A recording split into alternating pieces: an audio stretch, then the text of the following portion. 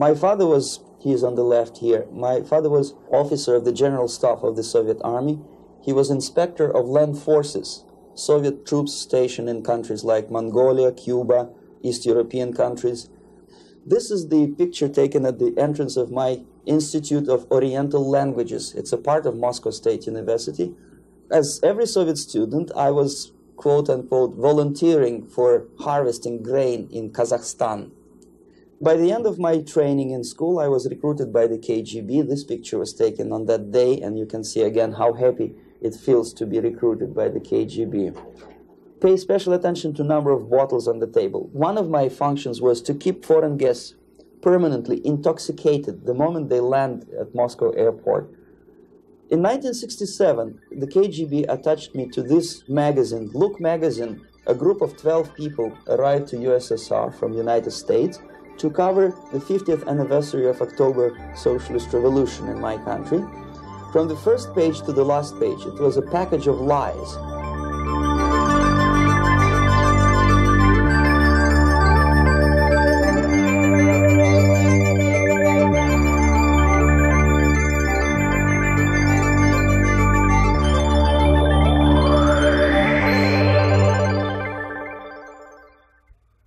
Our conversation is with Mr. Yuri Alexandrovich Bezmenov. Mr. Bezmenov was born in 1939 in a suburb of Moscow. He was the son of a high-ranking Soviet Army officer. He was educated in the elite schools inside the Soviet Union and became an expert in Indian culture and Indian languages. He had an outstanding career with Novosti, which was the, and still is, I should say, the press arm or the press agency of the Soviet Union. It turns out that this is also a front for the KGB. One of his interesting assignments was to brainwash foreign diplomats when they visited Moscow. And he'll tell us a little bit about how they did this and how they planted information which eventually wound up in the press of the free world. He escaped to the West in 1970 after becoming totally disgusted with the Soviet system, and he did this at great risk to his life.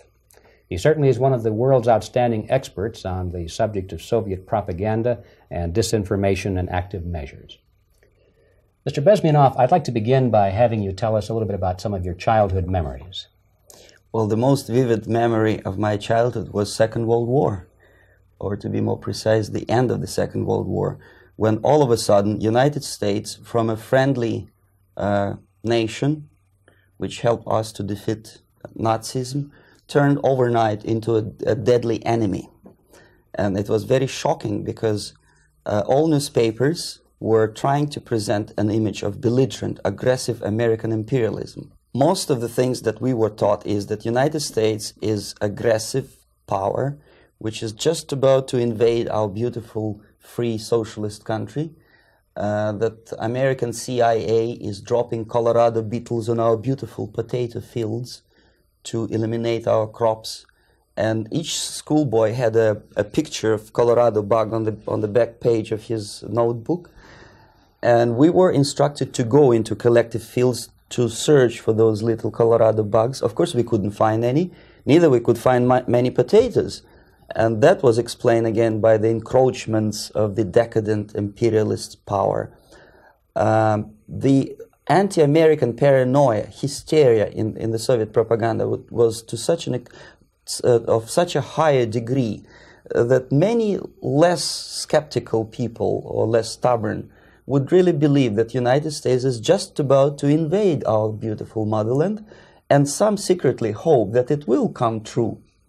That's interesting. Yes. Well, getting back to life inside the Soviet Union or inside communist countries in general, in this country, at the university level primarily, we read and hear that the Soviet system is different from ours, but not that different, and that there is a convergence developing between all of the systems of the world, and that really it doesn't make an awful lot of difference what system you live under because you have corruption and dishonesty and tyranny and all that sort of thing.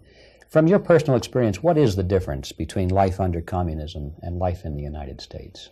Well, life is obviously very much different for simple reason that the Soviet Union is a state capitalist economically. It's a state capitalism where an individual has absolutely no rights, no value. His life is nothing. It's just like an insect. He's disposable.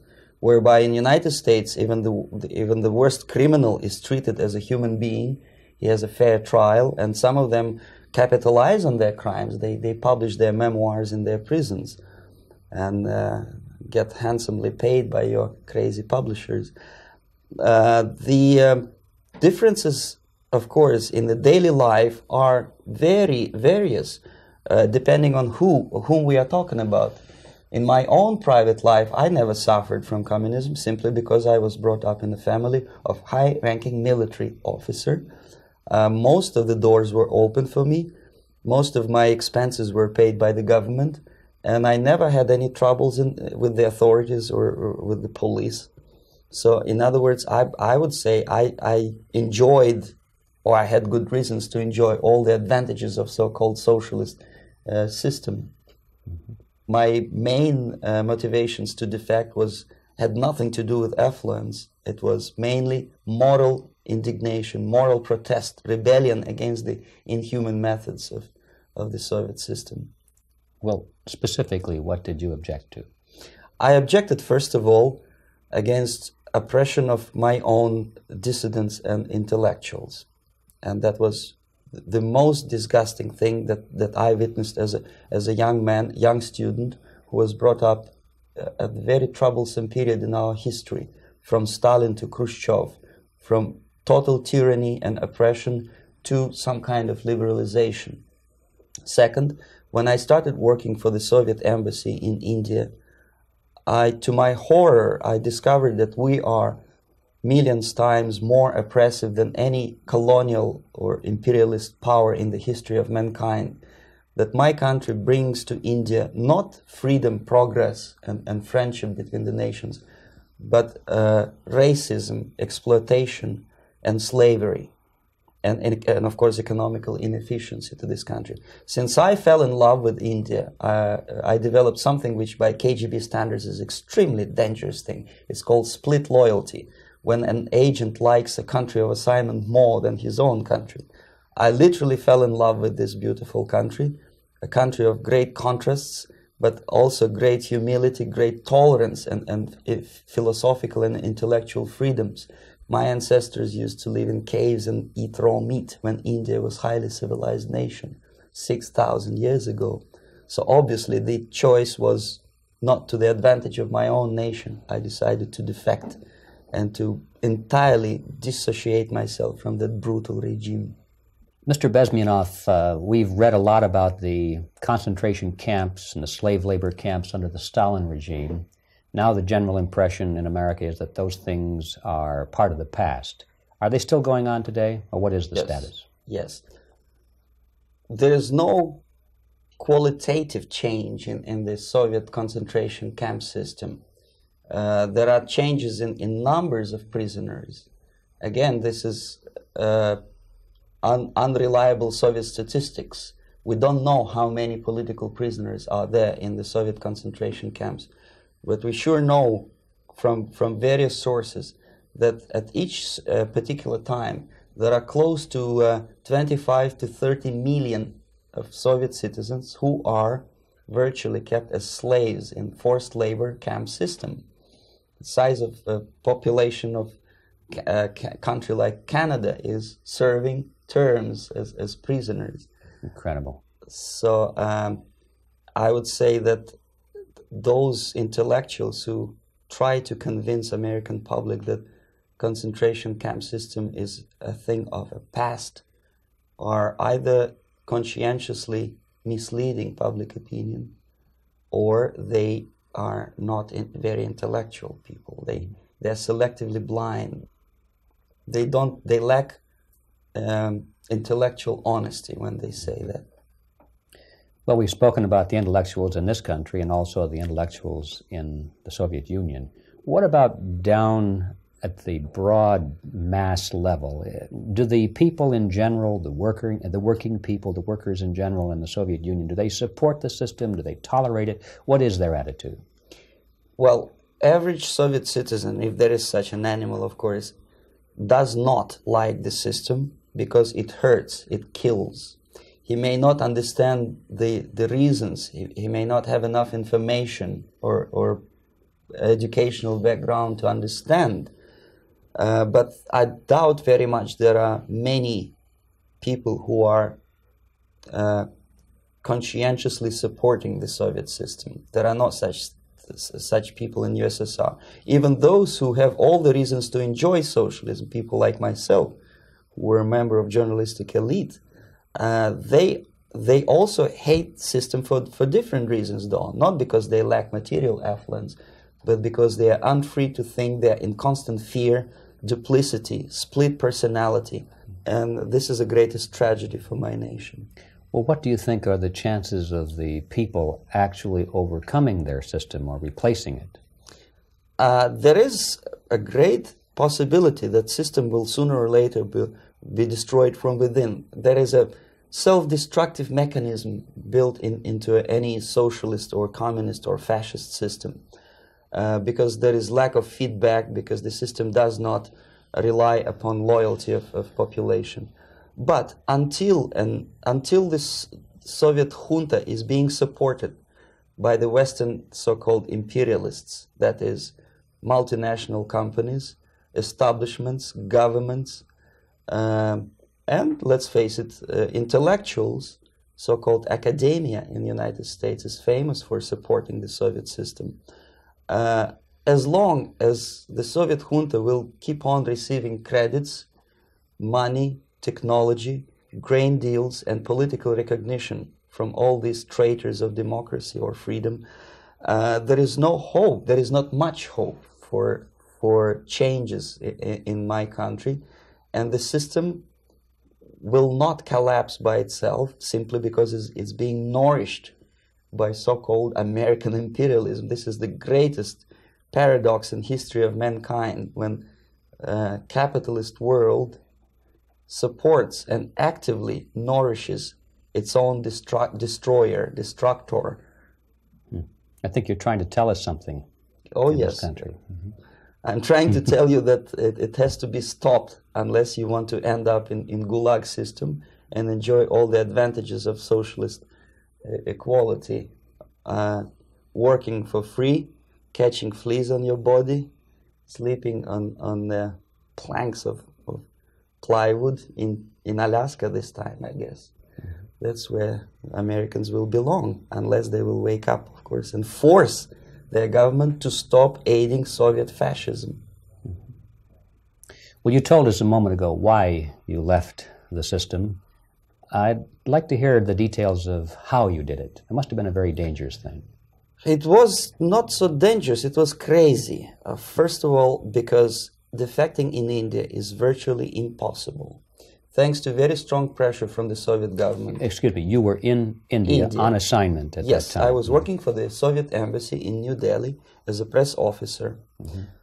And defecting for a Soviet diplomat is next to impossible. It's a suicide, as I said, because a great friend Indira Gandhi pushed a law through parliament which says, and I quote, "No defector from any country has a right of political asylum in any embassy on the territory of Indian Republic," which is a masterpiece of hypocrisy. No other defector but a Soviet one needs a political asylum. So knowing that perfectly well, I planned a craziest possible way to defect. I studied counterculture in India. There were thousands of young American boys and girls with no shoes, long hair, smoking hash and marijuana, studying sometimes Indian philosophy, sometimes simply pretending that they studied. And they greatly annoyed Indian police, and they were laughing stock of Indians because obviously they were good-for-nothing students. I studied carefully where they congregate, what routes they travel, what language they speak, what do they smoke. And one day I simply joined a group of hippies to avoid detection of Indian police. I was dressed as a typical hippie with blue jeans, long kameez shirts with all kind of nice decorations like beads, long hairs, I bought a wig because for several weeks I had to turn myself from a conservative Soviet diplomat into a very progressive American hippie. And that was the only way that I could avoid detection. It was very interesting experience, but it was necessary because from my own knowledge as a member of Soviet embassy staff, I knew that there were many cases when Soviet defectors were betrayed by Indian police, and also some Western embassies played a very dirty role in betraying the Soviet defectors. According to our information, they were some, I wouldn't call them double agents, but simply immoral people working for this for the United States embassy, and confining in people like this would be a suicide. So I had to be extremely careful. I could not trust anyone, and that was the reason for such a crazy way to defect. Well, had you been caught in the act of trying to get out, what would have happened to you? Oh, most likely I would end up in concentration camp, or depending on the situation and on the whim of some bureaucrat in KGB, maybe even executed. This is normal practice, quietly, of course, not publicly. But that would be the end of my defection, of course. Well, when did you finally make it to the United States? In 1970, after about 6 months of debriefing in Athens by the CIA, and I presume FBI too, they let me go first to Germany, then to Canada. That was my decision. I had to change my identity to protect my family and my friends in USSR. And also I was a little bit paranoid, knowing that both Soviet KGB and probably some double agents within the American system may be after me. So I wanted to settle down as far away as possible. I requested CIA to give me some kind of new identity and just let me go on my own. And I settled in Canada. I was a student. I changed many professions, from farm help and laundry truck driver to language instructor and broadcaster for Canadian Broadcasting Corporations in Montreal. Well, have you had any threats on your life or any unpleasant? In about 5 years, KGB eventually discovered that I am working for Canadian Broadcasting. I made a very big mistake. I started working for overseas service of CBC, which is similar to Voice of America, in Russian language. And of course, monitoring service in USSR picked up every new voice. Every new announcer they would make it a point to discover who he is. And in 5 years, sure enough, slowly but surely, they discovered that I am not Thomas Schumann, that I am Yuri Alexandrovich Bezmenov, and that I'm working for Canadian Broadcasting, and undermining beautiful détente between Canada and USSR. And the Soviet ambassador Alexander Yakovlev made it his personal effort to discredit me. He complained to Pierre Trudeau, who is known to be a little bit soft on socialism. And the management of CBC behaved in a very strange, cowardly way, unbecoming to representatives of an independent country like Canada. They listened to every suggestion that Soviet ambassador gave, and they started shameful investigation, analyzing content of my broadcasts to USSR. And sure enough, they discovered that some of my statements were probably would be offending to the Soviet Politburo. So I had to leave my job. And of course, subtle intimidations. They would say something like, please cross the street carefully because, you know, traffic is very heavy in Quebec. And fortunately, I know about the psychology and the logic of activity of the KGB, and I never allowed myself to be intimidated. This is the worst thing. This is what they expect a person, a defector, to be intimidated.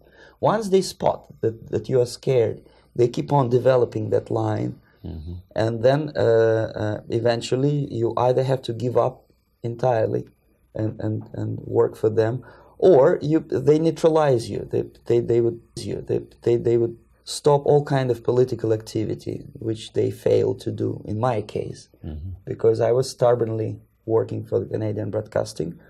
And in response to their intimidations, I said that, look, this is a free country, and I am as free as you are. And I also can drive very fast.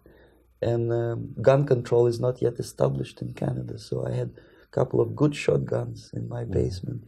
So welcome to visit me someday with your Kalashnikov's machine guns. So obviously it didn't work. Intimidation didn't work. So they tried different approach, as I described. They approached on the highest level, on the level of Canadian bureaucracy. And on that level they were successful. On that level they were successful. On individual level they failed flat. Mr. Bezmenov has brought a series of slides with him that he has taken from the Soviet Union, and I think this is a good time to take a look at the slides. Yes. Now, the viewers will be able to see these slides as we talk about them. Yes, this is a collection of slides which are, some of them are snapshots from my family album, some of them are documents which I smuggled from the Soviet embassy, and some are reproductions from local mass media. I usually show them to establish my credibility as a defector. This is a picture of my native town, Mytishi, about 20 miles north from Moscow. Characteristically, there's a statue of Comrade Lenin in the central square. This is myself at the age of 7, again, characteristically, under the statue of Comrade Stalin, extending his friendly hand to peoples of the world. At that age, of course, I was still idealistically minded young communist, and I still believe that sooner or later things will go for better. But I realized that the system stinks, that something is fishy, and that ideology is fake, and the propaganda about advanced Soviet agriculture simply didn't meet the criteria of reality. If they talk about abundance of food and there is none in the stores, there must be something wrong. My father was, he is on the left here, my father was officer of the General Staff of the Soviet Army. He was inspector of land forces, Soviet troops stationed in countries like Mongolia, Cuba, East European countries. Were he alive today, most likely he would be inspecting Soviet troops in Nicaragua, Angola, and many other parts of the world. Fortunately, he died and he didn't see the disgrace, because deep inside he was a Russian patriot. He didn't like the idea of expanding Soviet military might, especially in the areas where we were not welcomed at all. Unlike many other military officers, he was reporting directly to the Minister of Defense, bypassing KGB and diplomatic service. In other words, he was a trusted military professional. And my impression that this type of people are much less hawkish and adventuristic than party bureaucrats in Kremlin. When American mass media describes Soviet military as potentially dangerous counterpart for Pentagon, I simply laugh, because I know better. I know that the most dangerous part of the Soviet power structures are not military at all.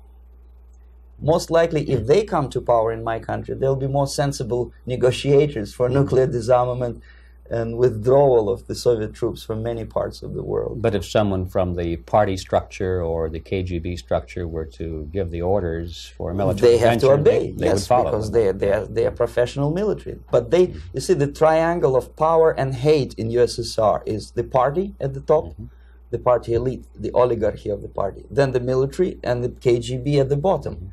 They hate each other, and the most hated triangle, the most hated corner of the triangle is the Communist Party bureaucrats. They are the most adventuristic, senile megalomaniacs. They can start war, I wouldn't be surprised. Not the military. They know what war is. At least my father did. This is the picture taken at the entrance of my Institute of Oriental Languages. It's a part of Moscow State University. I graduated in 1963. and now, excuse me, which one were you on? I am on the right. You're on the right. And on the left is my my schoolmate Vadim Smirnov, who later was a apparatchik in the Central Committee of the Soviet Union Communist Party. What is an apparatchik? It's a functionary, something like civil service in British Empire. Someone who is never fired from the service. He stays there internally. He may not be promoted too high, but he's a dependable bureaucrat who will stay forever. I studied not only languages, but also history, literature, even music. I'm on this picture. I'm trying to learn how to play Indian musical instrument. I even tried to look like an Indian when I was second-year student. Not bad, really. Yes, actually, it was strongly encouraged by the instructors in my school, because the graduates of my school were later on employed as diplomats, foreign journalists, or spies. As every Soviet student, I was quote-unquote volunteering for harvesting grain in Kazakhstan. This is the biggest agricultural blunder of the Soviet government. But I didn't have much choice, of course, because the communist motto borrowed from the Bible says, "Those who do not work shall not eat." And you can see me eating, therefore I was working, and you can see how happy I was about it. I went through a very extensive physical and military training, including the military games in areas, suburban areas of Moscow. And here, for example, we are on a tour in Arkhangelsk area. And by the end of my training in school, I was recruited by the KGB. This picture was taken on that day, and you can see again how happy it feels to be recruited by the KGB.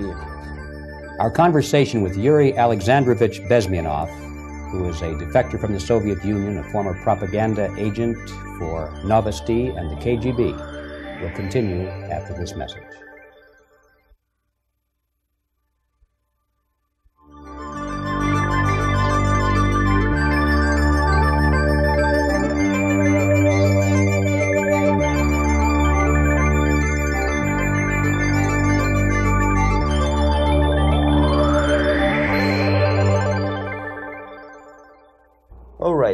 As every student in USSR, I went through very extensive physical and military training and civil defense training too. Unlike in the United States, where civil defense is virtually non-existent, zero. In USSR, every student, whatever his major subject, has to go through very extensive 4-year military and civil defense training. You can see me here with a group of students during one of the war games near Moscow.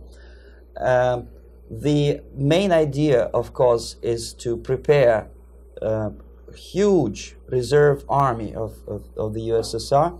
Each student has to graduate as a junior lieutenant. In my case, it was administrative and military intelligence service. My first assignment was to India as a translator with the Soviet Economical Aid Group, building refinery complexes in Bihar state and Gujarat state.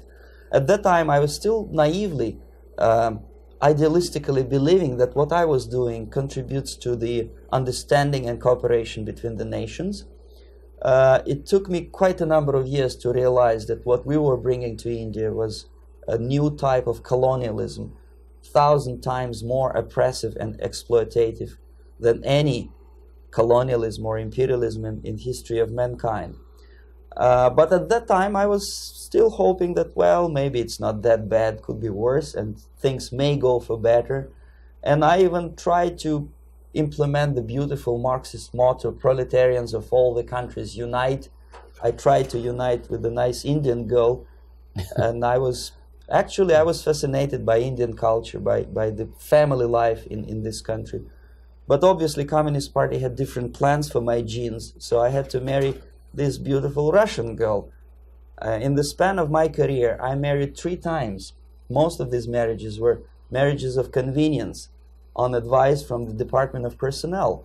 This is normal practice in USSR. When a Soviet citizen is assigned to a foreign job, he has to be married, either to keep family in USSR as hostages, or, if it's a convenience marriage like mine, so that the husband and wife are virtually informers on each other to prevent defection or contamination by decadent imperialist or capitalist ideas.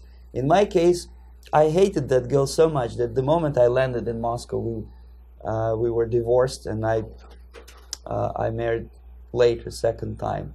By the end of my first assignment in India, I was promoted to the position of public relation officer. You can see me here translating a speech by a Soviet boss. And you're on the right. I'm on the right here, yes. And it was, the occasion was commissioning of the refinery complex in Bihar, Barauni. Back in Moscow, I was immediately recruited by Novosti Press Agency, which is a propaganda and ideological subversion front for the KGB.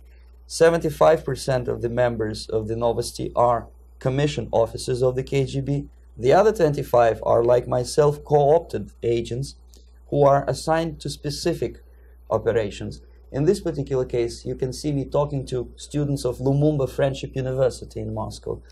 This is a huge school under the direct control of the KGB and Central Committee, where future leaders of the so-called national liberation movements are being educated and selected carefully. And some of them have absolutely, this, for example, is a group of students from Lumumba. They don't look like students at all. They look more like military, and that's exactly what they were. They were dispatched back to their countries to be leaders of the so-called national liberation movements, or to be translated into normal human language, leaders of international terrorist groups. Another area of activity when I was working for the Novosti was to accompany groups of so-called progressive intellectuals, writers, journalists, publishers, teachers, professors of colleges. You can see me here in Kremlin. I'm second on the left, with a group of Pakistani and Indian intellectuals. Most of them pretended they don't understand that we are actually working on behalf of the Soviet government and the KGB. They pretended that they are actually being guests, VIP intellectuals, that they are treated according to their merits and their intellectual abilities. For us, they were just a bunch of political prostitutes to be taken advantage for various propaganda operations. Therefore, you can see perfectly well the senior colleague of mine on the left doesn't really have that much respect on his face, and myself with a very skeptical smile, typical KGB sarcastic smile, anticipating another victim of ideological brainwashing. This is how a typical conference in Novosti headquarters in Moscow looked like. Sitting in the middle is Boris Burkov, the then director of Novosti Press Agency, high-ranking party bureaucrat in the Department of Propaganda. I am standing next to a famous Indian poet, Sumitranandan Pant. He was famous because he was an author. He was the author of a famous poem titled Rhapsody to Lenin. That's why he was invited to USSR, and everything was paid by the Soviet government. Pay special attention to number of bottles on the table. This is one of the ways to kill the awareness or curiosity of foreign journalists. One of my functions was to keep foreign guests permanently intoxicated the moment they land at Moscow airport. I had to take them to the VIP lounge and toast to friendship and understanding between the nations of the world. Glass of vodka, then a second glass of vodka. And in no time, my guests would be feeling very happy. They would see everything in kind of pink, nice color. And that's the way I had to keep them permanently for the next 15 or 20 days. At a certain point in time, I had to withdraw alcohol from them so that some of them, who are the most recruitable, would feel a little bit shaky, guilty, trying to remember what they were talking last night. That's the time to approach them with all kind of nonsense, such as joint communique or statement for Soviet propaganda. That's the time they are the most flexible. And of course, what they didn't understand, they didn't realize or pretended not to realize, that myself, who was drinking together with them, was not drinking at all. I had ways to get rid of alcohol through various techniques, including special pills which were given to me by my colleagues. But they were taking it seriously. In other words, they would consume quite large volumes of alcohol and feel quite uneasy next morning. In 1967, the KGB attached me to this magazine, Look magazine.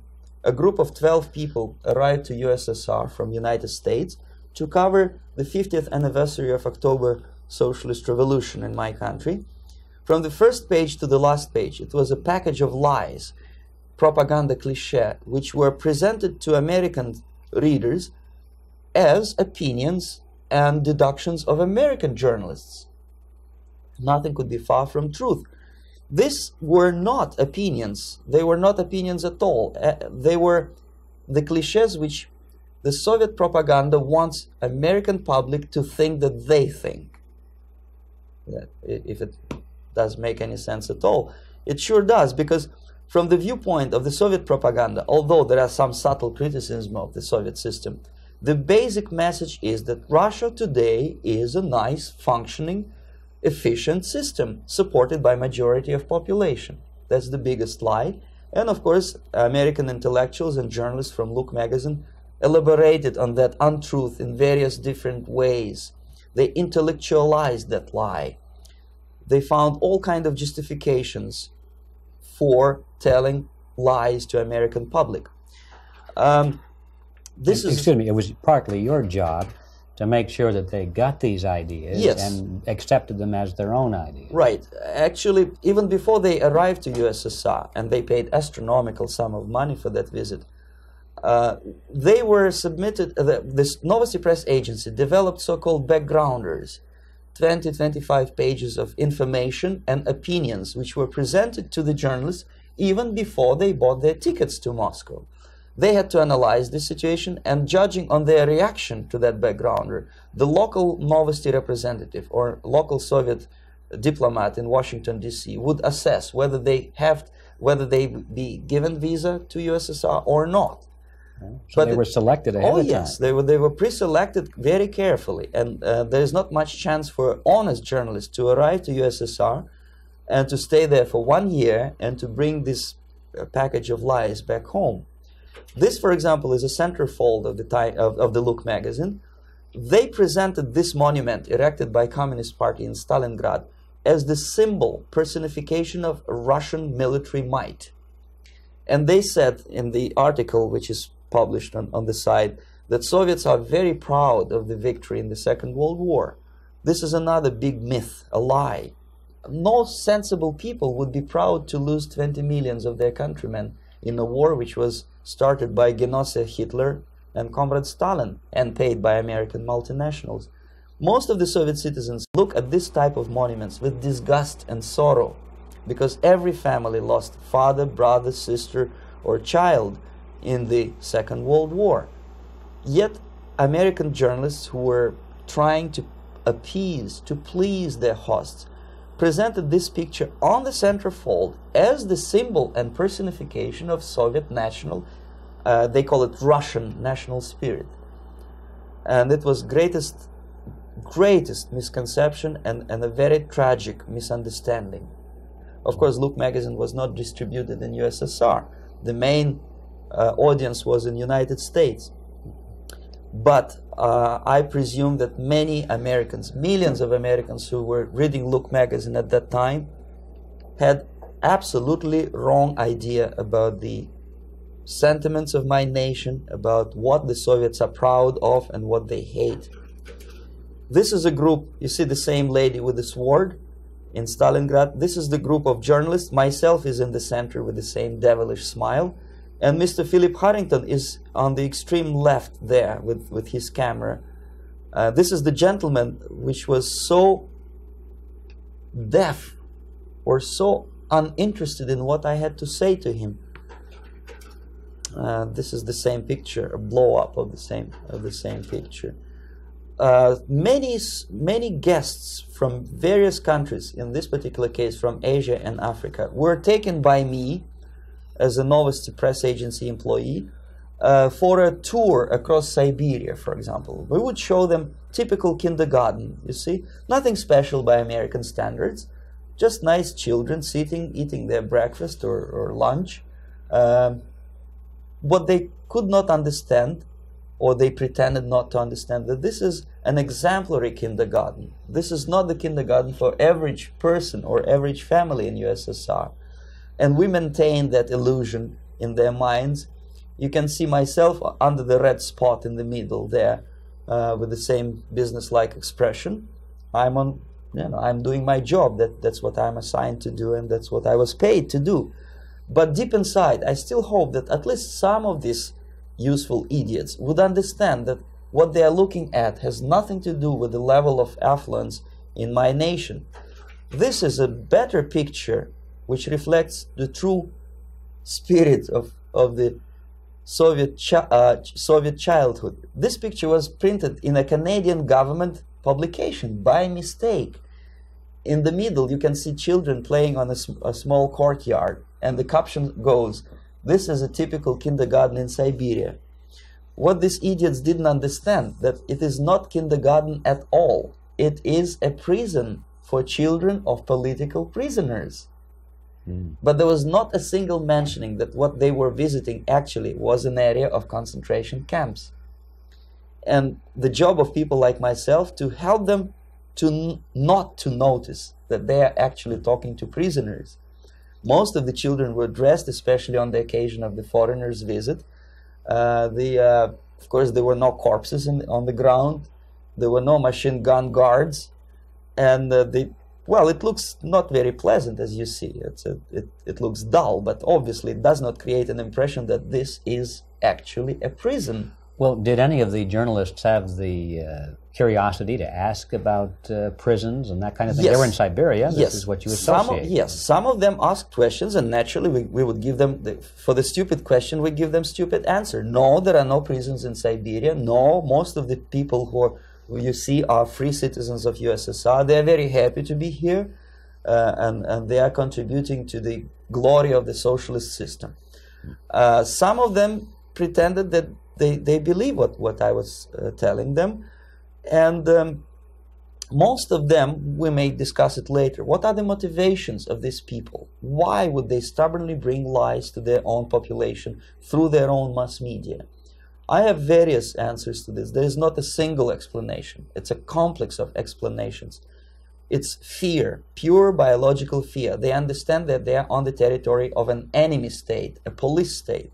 And just to save their rotten skins and their miserable jobs, their affluence back home, they would prefer to tell a lie than to ask truthful questions and report truthful information.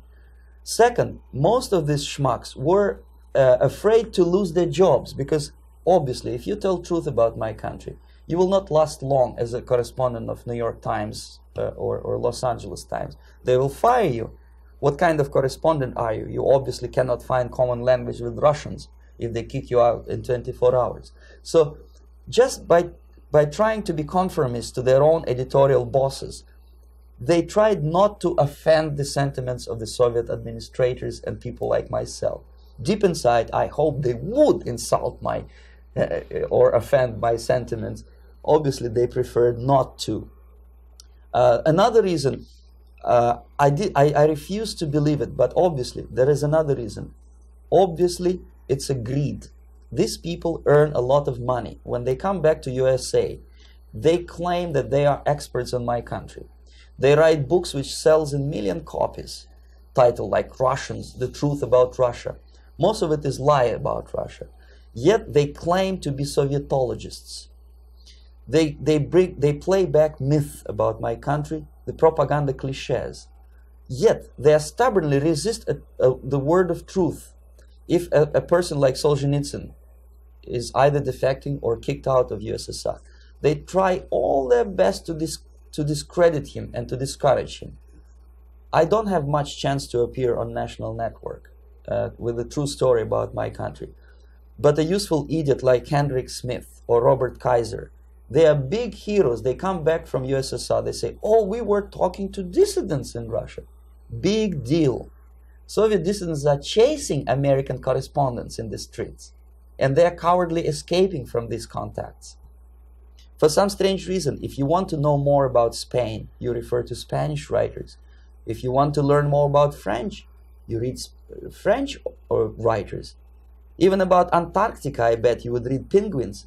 Only about the Soviet Union, for some strange reason, you read Hendricks and Schmendricks and all kinds of Kissingers, because they claim that they know more about my country. They know nothing, or next to nothing, or they pretend that they know more than they actually do. I would say they are dishonest people who lack integrity and common sense and intellectual honesty. They bring back all kinds of stories like that. A kindergarten in Siberia. Omitting the most important fact, it's a prison for children of political prisoners. Another greatest example of monumental idiocy of American politicians. Edward Kennedy was in Moscow, and he thought that he is a popular, charismatic American politician who is easygoing, who can smile, dance at the wedding in Russian Palace of Marriages. What he did not understand, or maybe he pretended not to understand, that actually he was being taken for a ride. This is a staged wedding, especially to impress foreign media or useful idiots like Ed Kennedy. Most of the guests there, they had security clearance, and they were instructed what to say to foreigners. This is exactly what I was doing. You can see me in the same damn wedding palace in Moscow where Ed Kennedy was dancing here. You see, smiling. He thinks he's very smart. From the viewpoint of Russian citizens who observe this idiocy, he's narrow-minded, egocentrical idiot who tries to earn his own popularity through participation in propaganda farces like this. Here you can see myself. On the right, again, exemplary Soviet bride. On the left, 3 journalists from various countries, Asia, Africa, and Latin America. Obviously, they enjoying the situation. They will go back home and write the reports. We were present on a regular Soviet wedding. They were not present on a regular Soviet wedding. They were present, they were parts of a farce, of a circus performance. Another thing which I had to sometimes risking my life to explain to foreigners. Time magazine, for example, is very critical of South African racist regime. The whole article was dedicated to the shameful internal passport system where blacks are not allowing to live with whites. For some strange reason, for the last 14 years since my defection, nobody wanted to pay attention to my passport. This is my passport. It also shows my nationality, and it has a police rubber stamp, which is called propiska in Russian language, which assigns me to a certain area of residence. I cannot leave that area, same way as this black man cannot leave the area in South Africa. Yet we call South African government racist regime. Not a single Jane Schmonda or Fonda is brave enough, courageous enough to come to media and say, look, this is what happens in USSR. I send a copy of my passport to many American liberals and civil rights defenders and all the other useful idiots. They never bothered to answer me back. This shows what kind of integrity, what kind of honesty these people are. They're a bunch of hypocrites because they don't want to recognize a good example of racism in my country. This is the first stage of befriending a professor. You can see myself on the left with the same James Bond smile. On the right is my KGB supervisor, Comrade Leonid Mitrokhin, and in the middle a professor of political science in Delhi University. The next stage would be to invite him to a gathering of Indo-Soviet Friendship Society. There he is sitting next to his wife before he is being sent to USSR for free trip. Everything is paid by the Soviet government. He was made to believe that he is invited to USSR because he is a talented, sober-thinking intellectual. Absolutely false. He is invited because he is a useful idiot, because he would agree and subscribe to most of the Soviet propaganda cliché. And when he is coming back to his own country, he is going for years and years to teach the beauties of Soviet socialism, to newer and newer generations of his students, thus promoting the Soviet propaganda line. The KGB was even curious about this gentleman. It may look innocent. Maharishi Mahesh Yogi, a great spiritual leader, or maybe a great charlatan and crook, depending on from which side you are looking at him. Beatles were trained at his ashram in Hardwar in India how to meditate. Mia Farrow and other useful idiots from Hollywood visited his school, and they returned back to United States absolutely zonked out of their minds with marijuana, hashish, and crazy ideas of meditation. To meditate, in other words, to isolate oneself from the current social and political issues of your own country, to get into your own bubble, to forget about troubles of the world.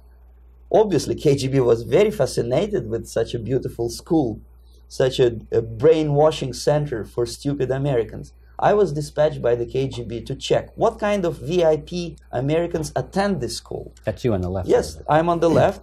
I was trying to get enrolled in that school. Unfortunately, the Maharishi Mahesh Yogi asked too much. He wanted $500 American for enrollment. But my function was not actually to get enrolled in the school. My function was to discover what kind of people from United States attend this school. And we discovered that, yes, there are some influential members of family, public opinion makers of United States, who come back with the crazy stories about Indian philosophy. Indians themselves look upon them as idiots, useful idiots. To say nothing about KGB, who looked at them as extremely naive, misguided people. Obviously, a VIP, say a wife of a congressman or a prominent Hollywood personality, after being trained in that school, is much more instrumental in the hands of manipulators of public opinion and KGB than a normal person who understands, who looks through this type of fake religious training. Why would they be more susceptible to manipulation? I just mentioned that because, you see, a person who is too much involved in introspective meditation. You see, if you carefully look what Maharishi Mahesh Yogi is teaching to Americans, is that most of the problems, most of the burning issues of today can be solved simply by meditating. Don't rock the boat. Don't get involved. Just sit down, look at your navel, and meditate. And the things, due to some strange logic, due to cosmic vibration, will settle down by themselves. This is exactly what the KGB and Marxist-Leninist propaganda wants from Americans, to distract their opinion, attention, and mental energy from real issues of United States into a non-issues, into a non-world, non-existent harmony. Obviously, it's more beneficial for the Soviet aggressors to have a bunch of duped Americans than Americans who are self-conscious, healthy, physically fit, and alert to the reality. Maharishi Mahesh Yogi obviously is not on the payroll of the KGB. But whether he knows it or not, he contributes greatly to demoralization of American society. And he's not the only one. There are hundreds of those gurus who come to your country to capitalize on naivete and stupidity of Americans. It's a fashion. It's a fashion to meditate. It's a fashion not to be involved. So obviously, you can see that if KGB were that curious, if they paid my trip to Hardwar, if they assigned me to that strange job, obviously they were very much fascinated. They were convinced that that type of brainwashing is very efficient and instrumental in demoralization of the United States.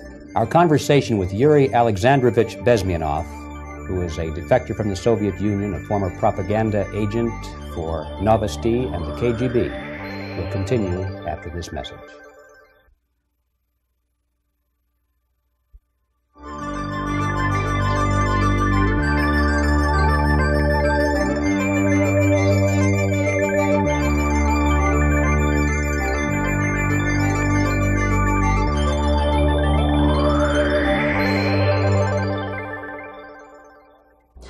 This picture shows the part of the building of USSR embassy, and my supervisors. On the left is Comrade Mehdi, an Indian communist, and on the right, Comrade Mitrokhin, my supervisors in the secret department of research and counter-propaganda. It has nothing to do with either research or counter-propaganda. Most of the activity of that department was to compile huge volume of information on individuals who were instrumental in creating public opinion. Publishers, editors, journalists, actors, educationalists, professors of political science, members of parliament, representatives of business circles. Most of these people were divided roughly in two groups. Those who would toe the Soviet foreign policy, they would be promoted to the positions of power through media and public opinion manipulation. Those who refused the Soviet influence in their own country would be character assassinated or executed physically come revolution. Same way as in the small town of Hue in South Vietnam, several thousands of Vietnamese were executed in one night when the city was captured by Viet Cong for only 2 days. And American CIA could never figure out how could possibly communists know each individual, where he lives, where to get him, and would be arrested in one night, basically in some 4 hours before dawn, put on a van, taken out of the city limits and shot. The answer is very simple. Long before communists occupied the city, there was extensive network of informers, local Vietnamese citizens, who knew absolutely everything about people who are instrumental in public opinion, including barbers and taxi drivers. Everyone who was sympathetic to the United States was executed. Same thing was done under the guidance of the Soviet embassy in Hanoi, and same thing I was doing in New Delhi.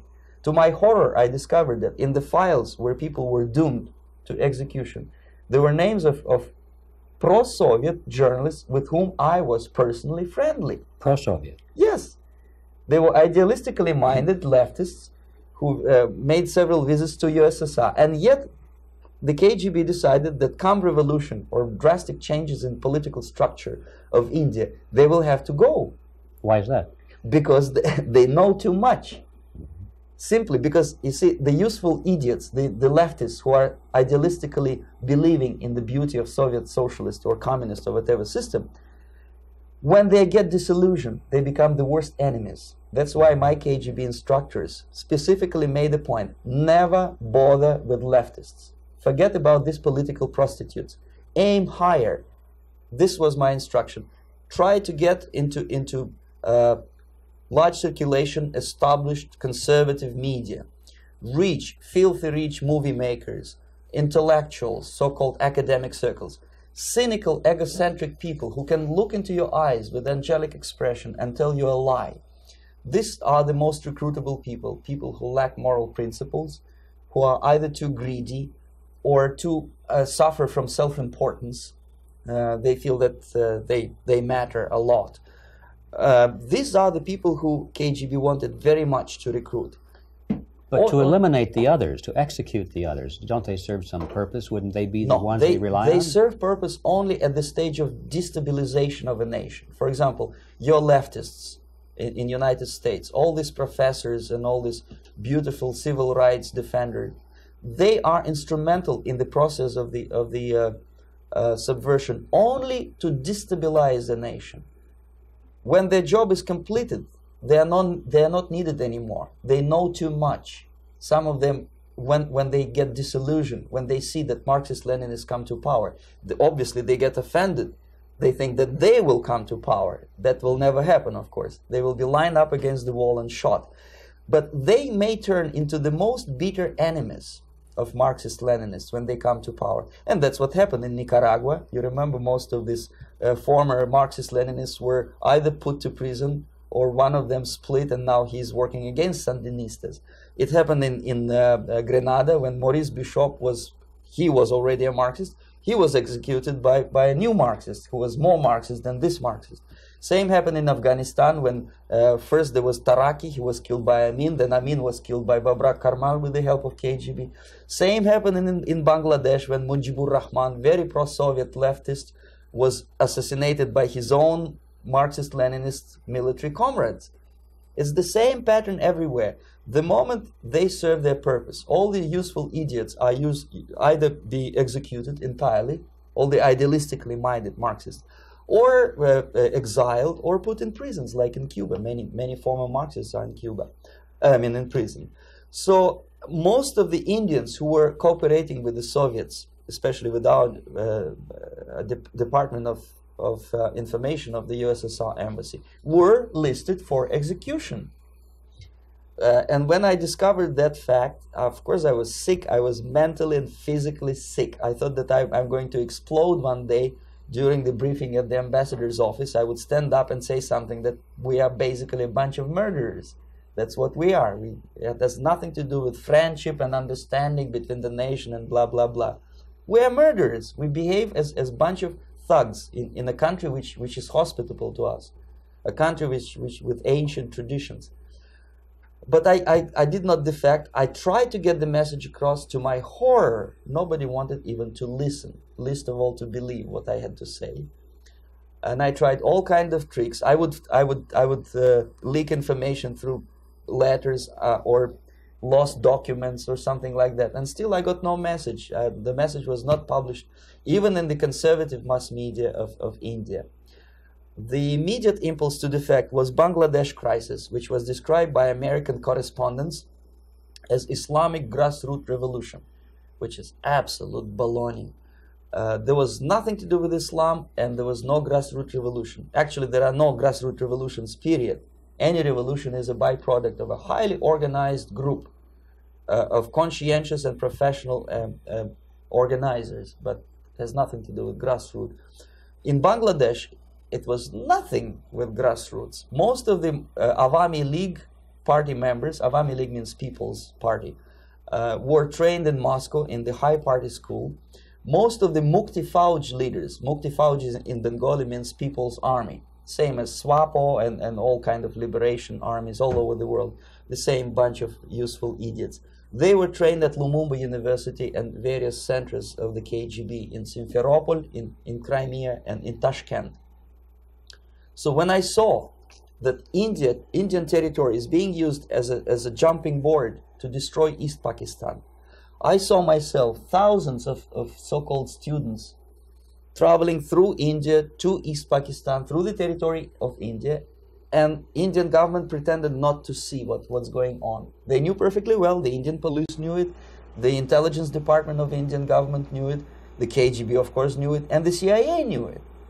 That was most infuriating, because when I defected and I explained to the CIA debriefers they should watch out because East Pakistan is going to erupt any moment, they said I was reading too many James Bond novels. Anyway, so East Pakistan was doomed. One of my colleagues in the Soviet consulate in Calcutta, when he was dead drunk, he ventured into the basement to relieve himself, and he found big boxes which said printed matter to Dhaka University. Dhaka is the capital of East Pakistan. And since he was drunk and curious, he opened one of the boxes and he discovered not printed matter. He discovered Kalashnikov guns and ammunition in there. Anyway, it's a long story. When I saw the preparations for the invasion into East Pakistan, obviously I wanted to defect immediately. The only thing I couldn't at that time make up my mind when and where and how. One of the reasons, of course, you see, I was in love with India. I mentioned that before. I spoke the languages. I socialized with people. And I understood that I had to act fast unless I want this beautiful country to be permanently and irreparably damaged by our presence. One of the reasons not to defect was, as you can see, I was living in relative affluence. Who the hell in a normal mind would defect and do what? To be abused by your media, to be called McCarthyist and fascist and paranoid, or to drive a taxi in New York City? What for? What the hell for should I defect? To be abused by Americans, to be insulted in exchange for my effort to bring the truthful information about impending danger of subversion. As you can see, I was living in quite a comfortable conditions next to swimming pool, where Indians were not allowed, by the way. I was highly paid expert in propaganda. I had my family. I was respected by my nation. My career was cloudless. The third reason, how to defect with the family. To defect with the baby and the wife would be virtual suicide, because according to law, that hypocritical law which I quoted before, the Indian police will have to hand me over back to the KGB, and that will be the end of my defection and probably my life. Again, I cannot smuggle my wife because she was not quite sure what I was doing. She was not that idealistically involved, and she was definitely not in the total picture of what I was doing for the KGB. She would be shocked if I put her in my van and drive her to American embassy or elsewhere. That would be a greatest danger. So again, I had to defect in such a way that my defection would look as simple disappearance. And there were many cases like that when the Soviet agents simply disappeared, either killed in action or, thanks to their curiosity and their close contacts with radicals, some of them were killed by the Marxists, by the way. It happened in many African countries when the Soviet KGB were killed by Africans themselves. Not because they hated Marxism-Leninism, but because they were simply trigger-happy bunch of unruly characters. If you give them a machine gun, they will shoot. And some of the Soviets obviously were not careful enough to protect themselves, and they got into embarrassing situations when they were shot at the crossfire between factions of so-called liberation movements. Anyway, so I decided, as I said, to study the counterculture. I decided this probably would be the best way to disappear. I socialized with characters like this. On the left, you see, he's a barefoot American hippie. It took me quite a long time to study exactly what they were doing and how to mix with them. But eventually I did it. Most of Indian newspapers carried my picture and promise of 2,000 rupees for information about my whereabouts. But they were looking for the wrong person, because they obviously tried to stop a young Soviet diplomat in white shirt and tie, and this is how I looked at the time of defection. Nobody could possibly think that a Soviet diplomat would be as crazy as to join a bunch of hippies. That's you. Travel India and smoke hash. So I made it literally almost like a Hollywood-style detective story. From under the nose of the KGB in Bombay airport, I landed the plane and I flew to Greece, where I was debriefed by the CIA. That's basically that's all for my slides. We can turn off the projector, and that's very interesting. Well, you spoke several times before about ideological subversion. That is a phrase that I'm afraid some Americans don't fully understand. When the Soviets use the phrase ideological subversion, what do they mean by it? Ideological subversion is the process which is legitimate, overt, and open. You can see it with your own eyes. All you have to do, all American mass media has to do, is to unplug their bananas from their ears, open up their eyes, and they can see it. There is no mystery. There is nothing to do with espionage. I know that espionage intelligence gathering looks more romantic. It sells more deodorants through the advertising, probably. That's why your Hollywood producers are so crazy about James Bond type of thrillers. But in reality, the main emphasis of the KGB is not in the area of intelligence at all. According to my opinion and opinion of many defectors of my caliber, only about 15% of time, money, and manpower is spent on espionage as such. The other 85% is a slow process which we call either ideological subversion or active measures, активные мероприятия in the language of the KGB, or psychological warfare.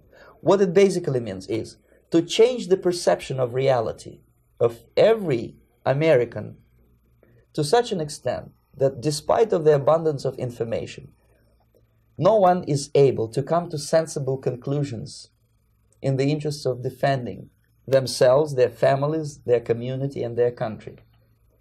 It's a great brainwashing process which goes very slow, and it's divided in 4 basic stages.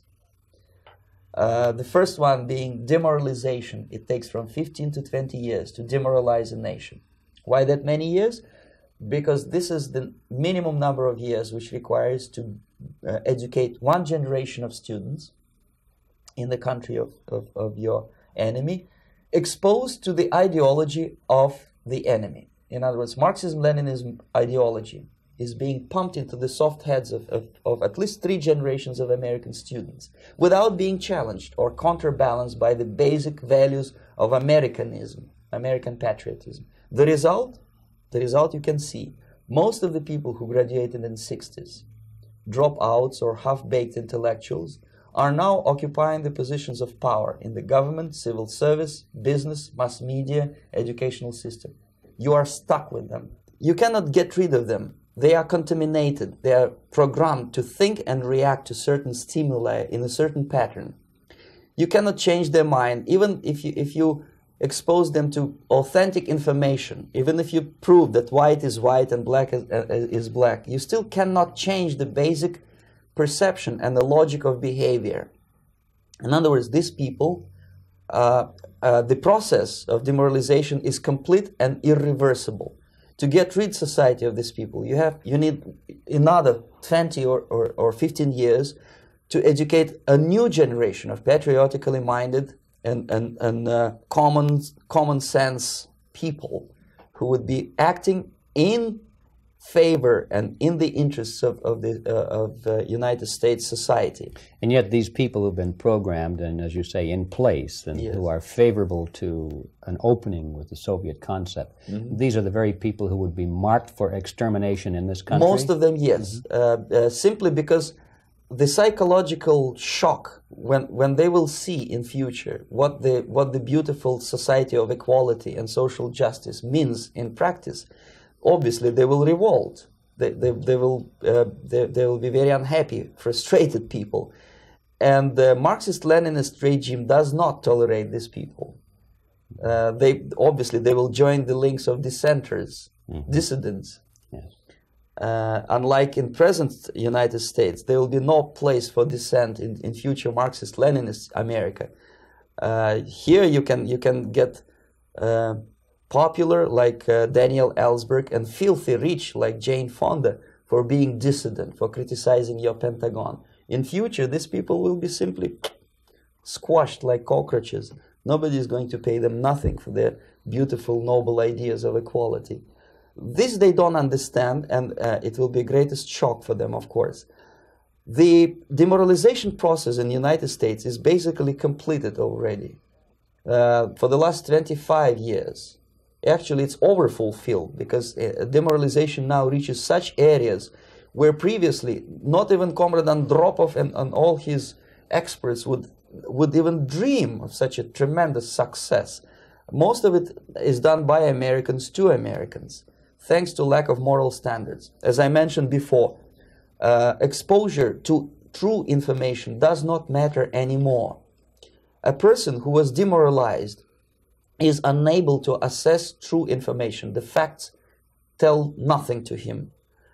Even if I shower him with information, with authentic proof, with documents, with pictures, even if I take him by force to the Soviet Union and show him concentration camp, he will refuse to believe it until he is going to receive a kick in his fat bottom.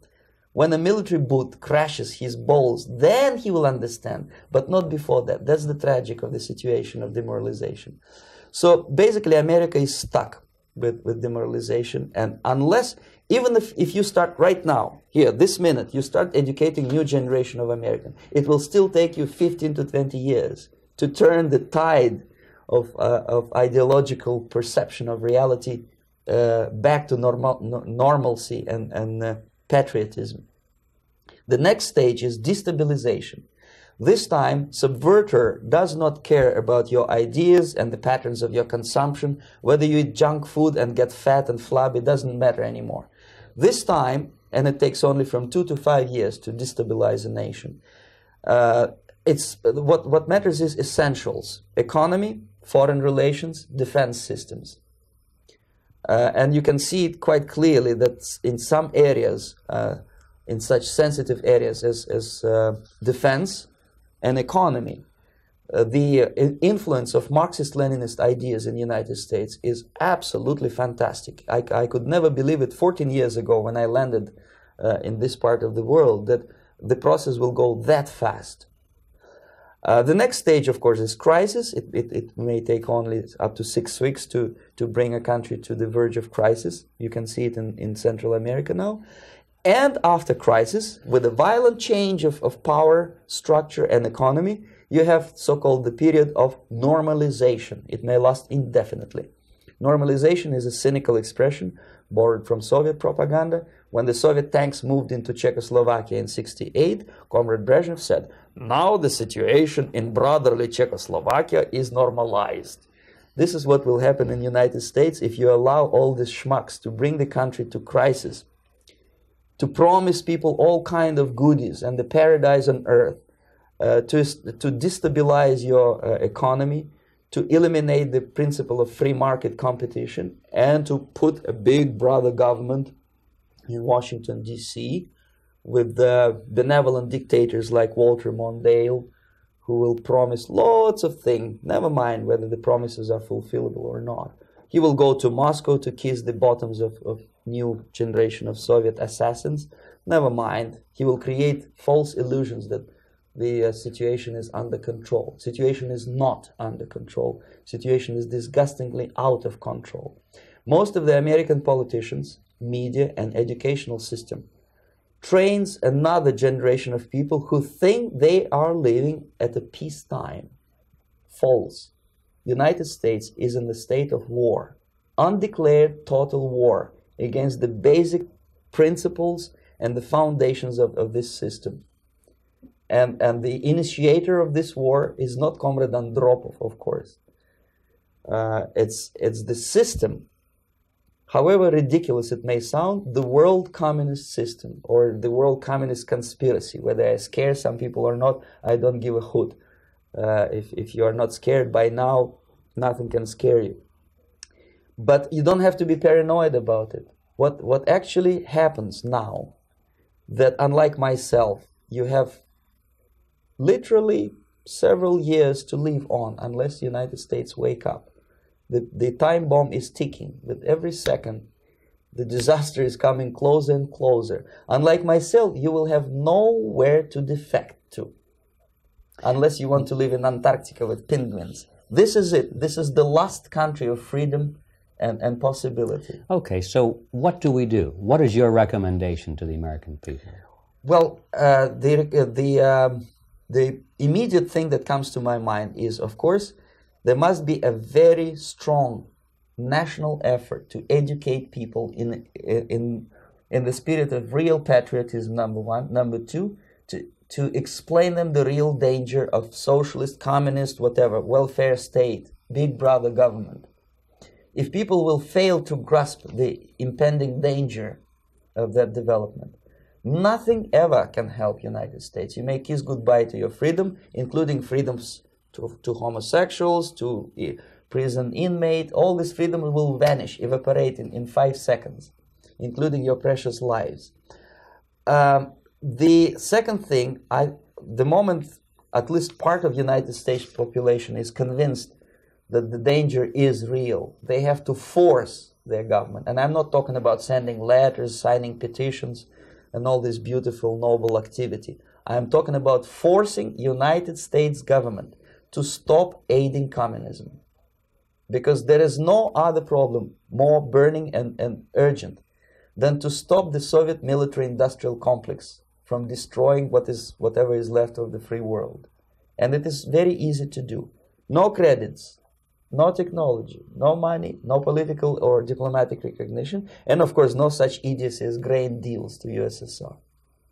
The Soviet people, 270 millions of Soviets, will be eternally thankful to you if you stop aiding a bunch of murderers who sit now in Kremlin and whom President Reagan respectfully calls government. They do not govern anything, least of all such complexity as the Soviet economy. So basic, two very simple, maybe too simplistic answers or solutions, but nevertheless, they are the only solutions. Educate yourself. Understand what's going on around you. You are not living at the time of peace. You are in a state of war. And you have precious little time to save yourself. You don't have much time, especially if you are talking about young generation.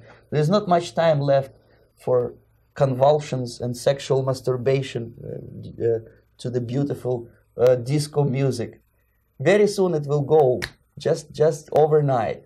If we are talking about capitalists or wealthy businessmen, I think they are selling the rope on which they will hang very soon.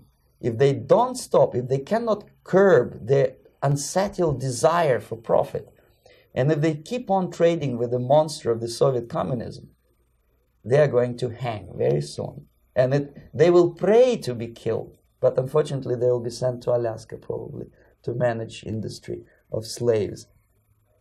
It's simplistic. I know it sounds unpleasant. I know Americans don't like to listen to things which are unpleasant. But I have defected not to tell you the stories about such idiocies as microfilm, James Bond type espionage. This is garbage. You don't need any espionage anymore. I have come to talk about survival. It's a question of survival of this system. You may ask me, what is it in for me? Survival, obviously, because unlike, as I said, I am now in your boat. If we sing together, we'll sing beautifully together. There is no other place on this planet to defect to.